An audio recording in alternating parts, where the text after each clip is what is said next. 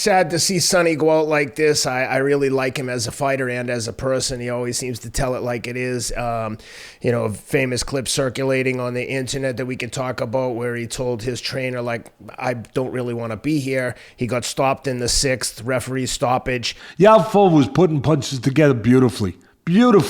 Like Edwards, like you thought Edwards would. He was putting them together. He was not loading up. He was going to the head and body, taking air out of the tires too. And again, the battle is always about geography. Edwards just fought the wrong fight. He fought in the wrong geography. He was fighting like he was the puncher. He was standing there in front. He landed a few good uppercuts but it was a pea shooter with a howitzer. It was a slingshot.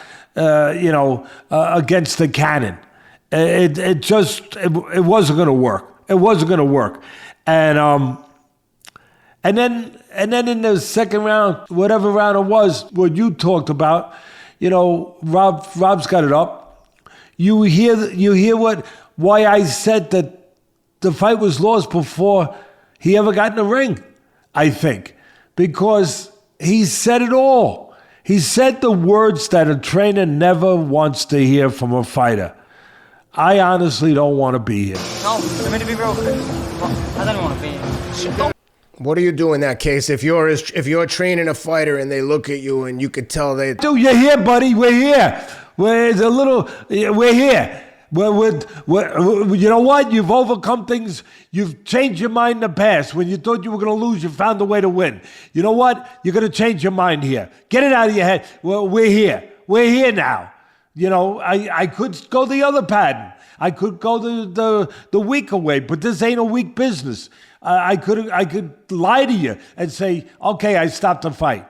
All right, I stopped the fight. Compassionate, whatever you want to call it. Maybe it is. But you got to try to, that early, it's too early to bring the white flag out. I mean, then you shouldn't have been in. You shouldn't have signed the contract. Really, I love Sonny Edwards. I'm not knocking him right now. I get it. I think that this could be directly connected to the Bam Rodriguez fight. I think that fight knocked the fight out of him. It happens. Yeah. It happens. Yeah. Sometimes football players don't want to get hit no more. Sometimes doctors don't want to operate and see blood anymore. I mean, they had enough blood. They had enough arteries. Sometimes a lawyer don't want to go in the courtroom no more and battle the way you got to battle. You see it with special forces guys occasionally too, like Navy SEALs, Delta Force. It's the same thing. Same thing. Perfect example. Same thing. So I think that the Bam Rodriguez took it. It happens. That's why when I see a guy take a bad beating like Sonny took against Bam Rodriguez, sometimes I say that might be the end of him. But Teddy, he could get over it. I know he can. But I don't know if he will. That might be the end. Some guys do not recover from that kind of beating. And I think that a lot of it was left in the ring that day, that night, with Bam Rodriguez. Have you ever been in that situation where a fighter told you, I don't want to do this anymore? I'm trying to think. I want out? No, I've never. I mean, I've been in a position where I've said to a fighter, hey, if you don't want to be here, I'll stop the fight. Like, in other words, if you don't start acting like you want to be here, you don't start acting like you want to win this damn thing, you know what? I'll stop this. I'm not going to let this behavior continue. I'm not going to allow this pattern. Have you ever had to stop one? No, I stopped the fight. I've had to stop a fight because my guy just didn't have it physically anymore. The guy didn't have it anymore. Or he was cut badly, or he was hurt. There was a fight in Madison Square Garden. We were winning the fight, quite frankly. And my guy got hurt, and by a really good puncher. He was the brother of a former world champion, Robin Blake. And this one never won the world title, but he could punch like hell. And he hurt my guy, and the referee was letting it go. And it was a good ref. But he was letting it go, and he didn't see what I saw. I knew my fighter. You got to know your fighter. You got to know your guy. I knew my guy. I knew when he reacted and looked a certain way, and like I said, acted a certain way, there was something terribly wrong. Terribly wrong. He was basically hurt bad, out on his feet, even though he was hiding it to the degree that the ref was not stepping in. And I got up, and the ref was surprised. I got up, I stopped it. It turned out that when I talked to my fighter after I stopped it, he had no idea where he was. No idea where he was. And I'm very thankful that something told me to stop it, because there was a lot of time left in the round, and it would have been a matter of seconds probably. He would have got hit again. Because he... That's an example, though, like to your point, is the ref is doing his job trying to protect, but no one knows the fighter like the trainer. And I think of like fights like Castillo and...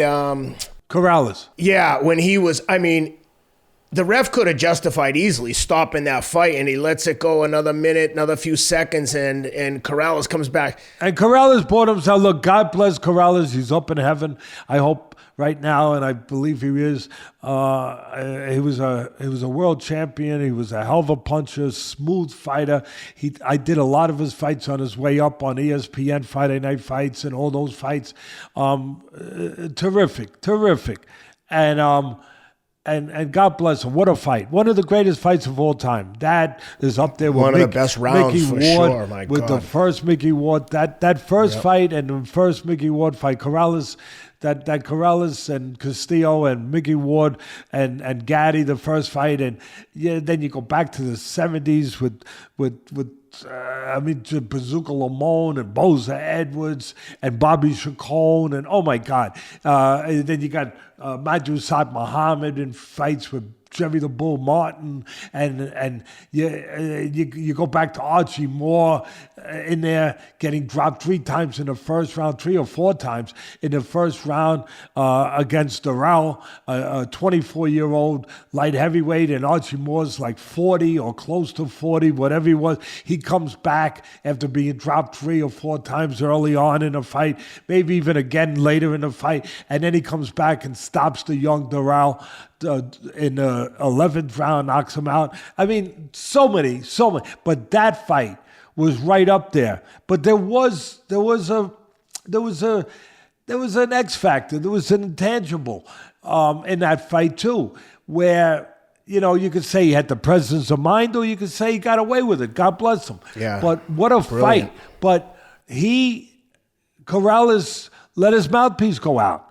And he let it go out a couple times. The referee, I'm trying to remember, the referee warned him on Took a point, I think, at one point. I don't know if he took a point or he warned him about it, but it was just enough to give him what he needed. Just enough to give him that little bit of reprieve, respite that he needed to come back. And then he came back, and then he caught Castillo. And again, a hard shown by Corrales, a hard shown by Castillo.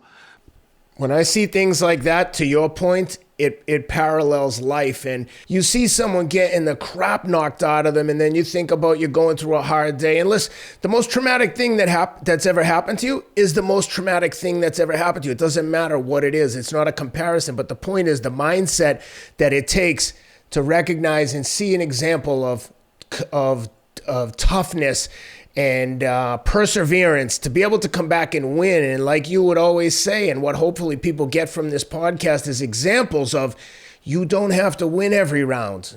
You just have to keep showing up and keep punching. And eventually, in those cases, a lot of times you can come back and win.